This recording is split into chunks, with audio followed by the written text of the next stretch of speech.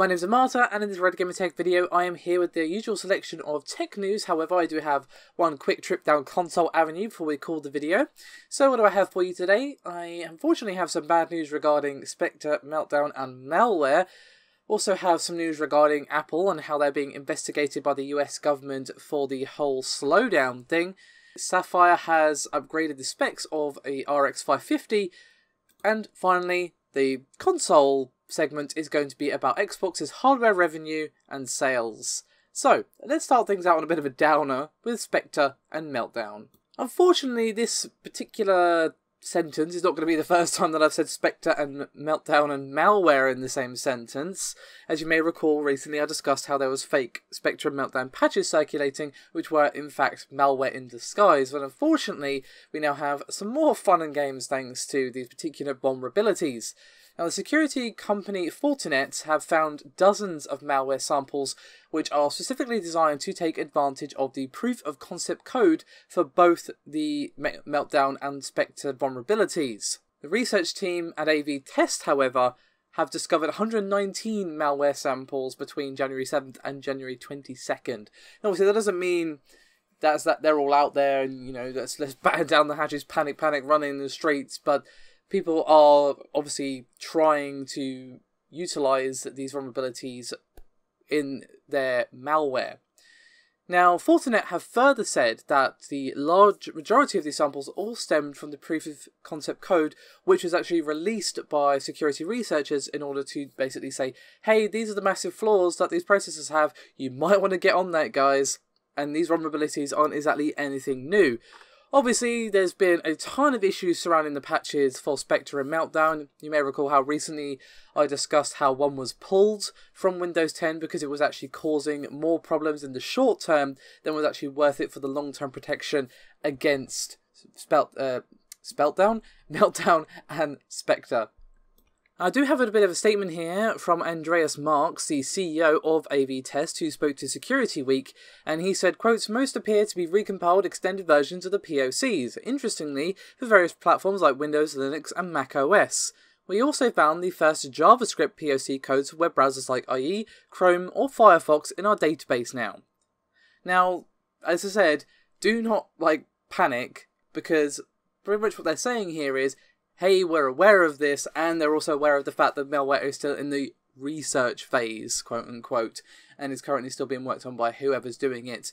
And obviously, hopefully, by the time they've actually, finished their malware or whatever, we'll actually have working patches that don't have huge performance impacts or minimal performance impacts, and obviously don't cause issues like repeated crashing and system stability issues and all the other stuff that caused Microsoft to pull the Spectre and Meltdown patch from Windows 10. You might say, okay, that's all great and all, but unless I want to go and download those old patches and put up with the performance problems or the other issues that you were having, they do have a few tips here. The first is to switch off your PC if it's not needed for periods, of more than an hour. Close any web browsers during times you don't need to use them. Obviously, that's not really going to be all that helpful to a lot of people, but it is what they have advised at the moment, unfortunately.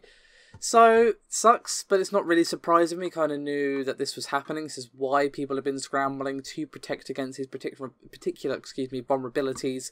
Fortunately, they have run into a plethora of issues, so obviously has taken longer than they would want. So, don't panic just yet. There's malware are not, big, bad, and prowling the internet highway just yet. So hopefully the patches will be out in the meantime, but obviously just take whatever precautions that you can, as I've already said. Anyway, let's move swiftly on to the Apple segment, shall we? The iPhone throttling issue does not need any introduction or explanation at this point. It is pretty much infamous at this point, and well deserved, to be quite frank with you.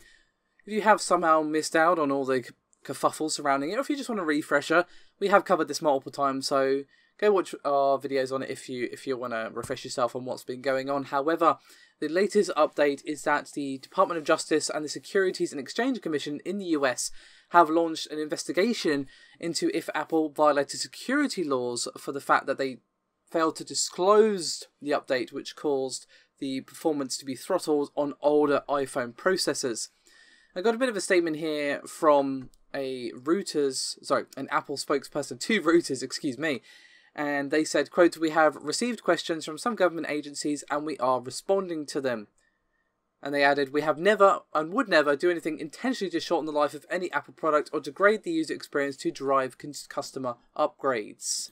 Now, unfortunately, we don't have any official statement from either the Justice Department or the SEC, but according to sources close to the investigation, the US Senate has asked Apple to provide answers on how it handled the disclosures, and handling of the iPhone situation.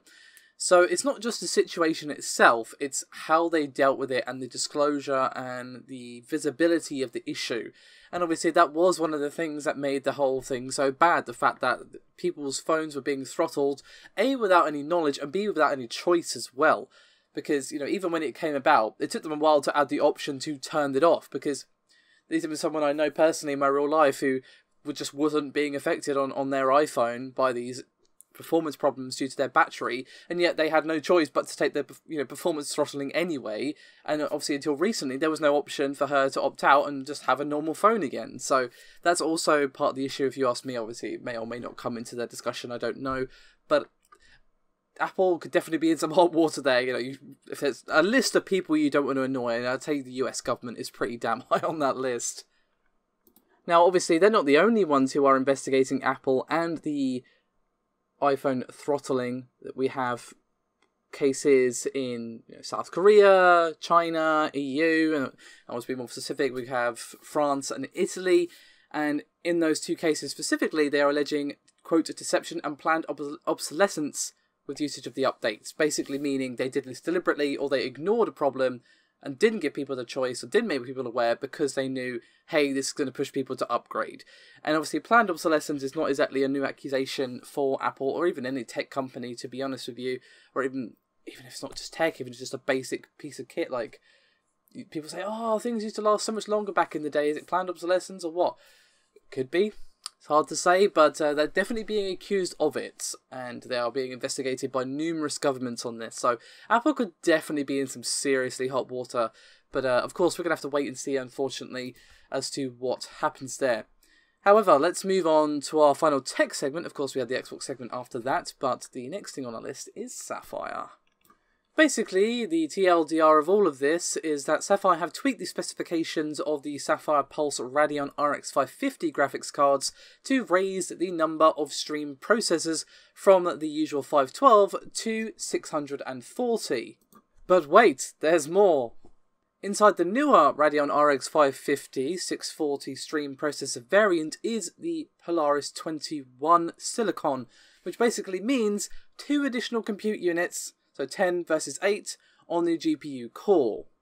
Unfortunately, we're not seeing an upgrade everywhere we look, as we also have GPU clock being lower with the 640 shader model, down to 1070 MHz compared to the 1206 MHz in the 512 stream processor model. However, there are a few things to keep in mind. For example, the larger number of stream processors does scale better with overclocking, that sort of thing. So you do have a bit of give and take here. It's not just improvements across the board. So, if you're thinking of like a low-cost build or something like that, or maybe recommending a GPU like this to a friend because, it's fairly cheap and cheerful, you can play a lot of games fairly decently on it, that sort of thing, then do keep this in mind that while it is better in some ways, it is also worse in others. So, just a bit of a heads up for you guys. So, let's finish up the video with a quick trip, as I said, down console avenue with Xbox. Now, unfortunately, they haven't revealed hard sales of like, hey, we sold this many Xboxes and a pack of Smarties, but they have given us percentages for the gaming business as well as Xbox hardware revenue, which obviously is going to be, primarily Xbox One and Xbox One X's, let's be real. I don't know how many people are buying Xbox 360s these days, especially new. However, they have reported the second quarter earnings for the period ending January 31st, 2018, and they have noted an 8% increase in revenue for the gaming business compared to last year.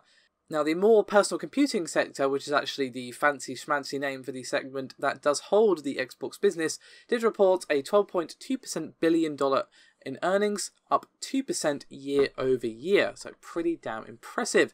Gaming revenue in particular increased $303 million, or 8%, which has been driven by the higher revenue from Xbox hardware, software, and of course services, because unsurprisingly Microsoft make a ton of money from Xbox Live and all that good stuff. Now, Xbox hardware in itself increased 14%, and this is being attributed, unsurprisingly, to the launch of the Xbox One X. However, we did see an increase in services and software, again Xbox Live, and this was mostly driven by Live and increased 4%. However, it was offset in part by a decrease in revenue from the prior year launch of video games. However, they also reported some impressive figures for the amount of active users on Xbox Live, which is now 59 million, an increase of 7% year over year compared to the 55 million that we saw in Q2 of 2017. As a whole, however, the company did report a 12% increase in revenue of $28.9 billion, with an operating income of $8.7 billion, up 10% year over year. So basically, increases across the board. So increases in gaming, software, Xbox Live, and hardware. So the Xbox One X is doing really well for itself and has boosted the Xbox hardware economy a little bit. And to be honest, it kind of deserves to have that, rest upon its laurels, because it's a really nice machine. Obviously, if you're a PC gamer with like a top-end rig, it doesn't really benefit you all that much. But if you're not, then, the Xbox One X is actually really nice, to be honest with you. We did obviously do a video on an unboxing, and I've obviously played Assassin's Creed Origins for the Xbox One X, so I have played on it myself. We did buy it for You Ask. And I actually really like it as a machine, to be honest. Like, if someone said, hey, I don't have the money to buy like a top-end PC to play games at 4K, would you recommend an Xbox One X? And to be honest with you, the answer would be yes. If you've got the money, go for it. Like, I'll happily sit down and recommend you like this graphics card, this CPU, this motherboard, this RAM, this whatever, to get yourself started on PC gaming. But for 4K, you better cough up a kidney, son. Anyway, that's me done for this video. Hopefully you've enjoyed.